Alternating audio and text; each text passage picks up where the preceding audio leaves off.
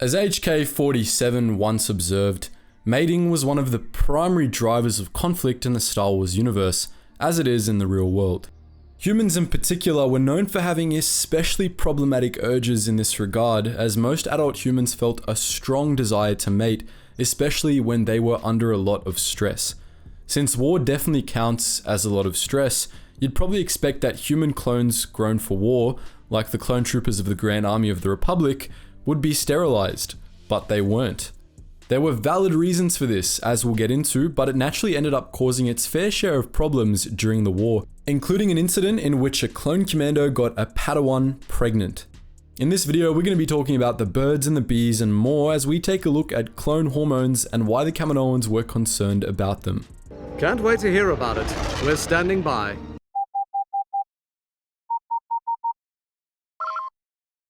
Attention, Sergeant on deck! When plans for the Grand Army of the Republic were being laid in 32 BBY, the Kaminoan clone masters had a fiery debate over whether or not to sterilize the clones they were growing for the Jedi. Most clones that were grown on Kamino were sterilized, but many geneticists in Poker City argue that the clones grown for the GAR shouldn't be. The reason for this was simple: they were human, and as the Kaminoans had observed, human clones often ended up coming out subpar when Factor H, as the geneticists called it, was removed. To quote senior research geneticist Hallie Key, two recent human projects, the miners created for the Tarshan Ring excavations and the infiltration squads requested by the Lords of Perala 4, began with trials of sterile clones, as requested by both customers.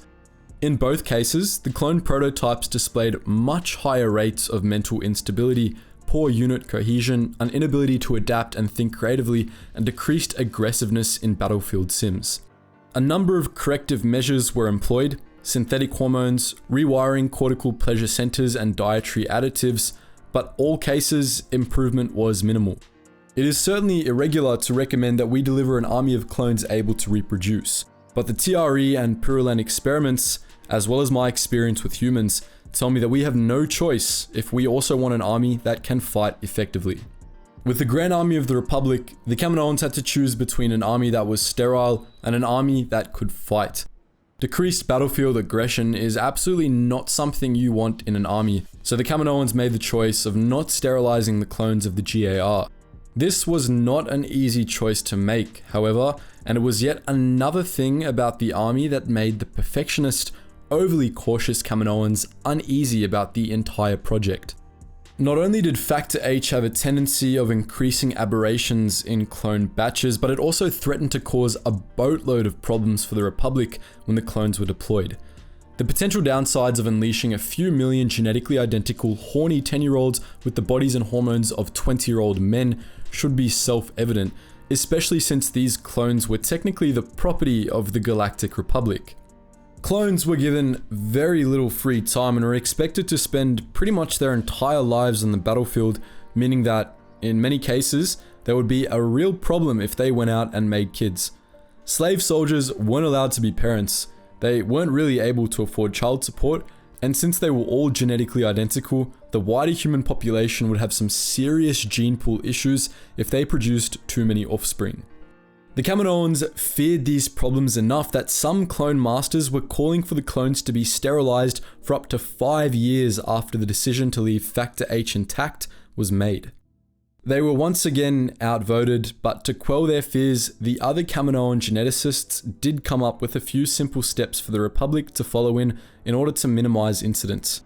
To again quote Hallie K, they advised the Republic: channel the clone unit's normal human impulses for pair bonding and reproduction into unit cohesion and mission preparation. Advise the customer to minimize contact with civilians and mainstream human society in crafting the clone unit's daily routines. Limit the knowledge of clone units' reproductive capacity to military officials on a strictly need-to-know basis, and pursue bioengineered contingency planning in the event that a mass emergency reconditioning is required. In a nutshell, the Kaminoans hoped they would be able to socialize the clones into putting bros before hoes. I want you troopers to remember, we're shoulder to shoulder on those front lines. brothers! And that the Republic would be able to keep them away from the general population as much as possible.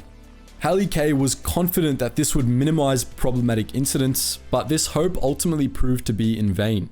By and large, clone reproductive urges weren't too much of a problem. For most of the war, the clones were largely kept in their barracks when they weren't off duty, meaning they had to settle for hot dates with their right hands instead of the real deal. This wasn't always the case, however. About midway through the Clone Wars, restrictions on what clones could and couldn't do during their off time were greatly loosened thanks to Kal Skirata's lobbying, and clones were allowed out of the barracks when off duty on loyalist worlds. The vast majority of these clones used these opportunities to get absolutely smashed, and certain establishments like 97's bar on Coruscant might as well have been invaded by the GAR by the end of the war. Of course, alcohol has a nasty tendency to lead to other regrettable lifestyle choices, so it's a fair bet that many of the clones did end up going out and having one-night stands while on shore leave. Fortunately, this resulted in relatively few serious incidents as far as we know. There were, however, cases of clones getting a partner pregnant. One particularly infamous case of this was the case of Clone Commando RC-1136, otherwise known as Darman, a member of Omega Squad. During a mission to the Separatist-occupied Kalura 3 months into the war, he met Jedi Padawan Etain Tur-Mukan, who became a good friend of his over the course of the mission. They parted ways after Kalura's liberation, but when they met again a year later to hunt down Separatist terrorist cells on Coruscant, they developed and declared feelings for each other and began a relationship. Over the course of their time together, Darman ended up getting Etain pregnant. We don't know what's more problematic about this incident, the fact that Etain was probably still a teenager at that point, or the fact that Darman was technically an 11-year-old. For whatever reason, Etain decided to make the whole thing even more problematic by not only telling Darman, but promising to give her kid to Kal Skirata, who wanted the child raised as a Mandalorian. She feared that telling Darman would lead him to get distracted in battle, which is some weird kind of callous logic if you ask us. So, with the help of Kal Skirata, she concealed her pregnancy and hid out of Kalura while the baby developed. Etain ultimately gave birth to a son, Ventu Skirata, in secret. She still didn't tell Darman that he was the father, even after introducing the baby to Omega Squad, to whom she claimed the child was Kal Skirata's grandson. Darman actually ended up being virtually the last person to know he was the father, something that made him positively livid, as you'd expect. That's really just scratching the surface of the absolute basket case of a relationship that was Darman and Etain Tur-Mukan. But it should give you a pretty good idea about why the Kaminoans weren't exactly thrilled with clones having reproductive instincts. War was already complicated enough without pregnancy making things even more of a mess. Incidents like this weren't common, but evidently they did happen, and considering the size and scope of the Grand Army of the Republic, they probably happened a fair bit, especially when restrictions on what clones could do in their off time were lowered. Of course, considering it was Kal Skirata who made that all happen, we'd bet it was his master plan all along, and he just wanted more half-clones to adopt into Clan Skirata. Just kidding, of course. At the end of the day, there was only so much the Republic could do to make sure clones kept their snakes in their trousers. In theory, keeping clones separated from civilian populaces should have done the trick, but while this worked on loyalist worlds, it was much more complicated when clones were fighting battles on inhabited worlds or coordinating refugee relocations. The Jedi, of course, complicated things as well. Jedi were trained not to form emotional attachments, but they actually weren't required to be celibate, contrary to popular belief, meaning that relationships like Darman's and Etain's might have been a lot more common than you might think. If they were, we just hope that the Jedi in the relationship had better decision-making skills than Etain did. So that's why the Kaminoans feared Factor H, the instinct to reproduce that they decided not to eliminate in their clone army. But what do you think? Have we ruined the Clone Wars for you yet? Let us know in the comment section below. And just before you run off, guys, if you're interested in high quality weekly videos of badasses from all different eras of history, make sure you check out our new channel called The Braved, where once again we post high quality weekly videos to satisfy that history itch of yours. First link in the description below.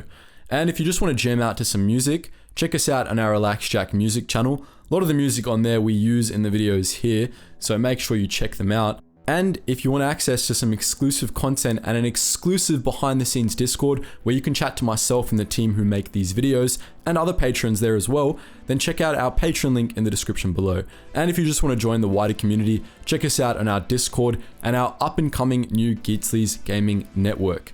Anyways guys, as always, thank you so much for watching and I hope to see you in the next video.